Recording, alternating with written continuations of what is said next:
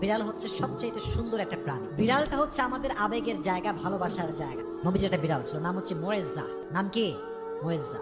একটা হাদিসে এসেছে, অবাক করা হাদিস। দেখেন, নবীজি একবার ঘরে প্রবেশ করলেন, নবীজির জামা রাখা আছে। হাদিসে এসেছে, নবী যখন ঘরে প্রবেশ করলেন, দেখলেন জামার এক সাইডে ছোট্ট একটা বিড়াল আরামে ঘুমাচ্ছে। সুবহানাল্লাহ, ঘুমিয়ে আছে। নবী যখন আসলেন, তিনি চাইলে ডাকতে পারতেন যে বিড়াল ওঠো, আমার নামাজের সময় হয়ে গেছে, আমার জামা আমাকে দাও। এই হাদিসটা আমি সকালে পড়েছি, বড্ড অবাক হয়েছে। হাদিসে এসেছে নবী বিড়ালকে ডাকেন নাই, তার শরীরে স্পর্শ করেন নাই। নবীর জামার যে অংশে বিড়ালটা শুয়েছিল, নবী যে ওই অংশটুকু কেটে ফেলেছেন, তবুও বিড়ালকে ডিস্টার্ব করে নাই। সুবহানাল্লাহ, কি মায়া, কি যত্ন! নবী যে ওই ছেঁড়া জামা পরে নামাজ পড়তে গিয়েছেন, বিড়ালের কষ্ট দেন।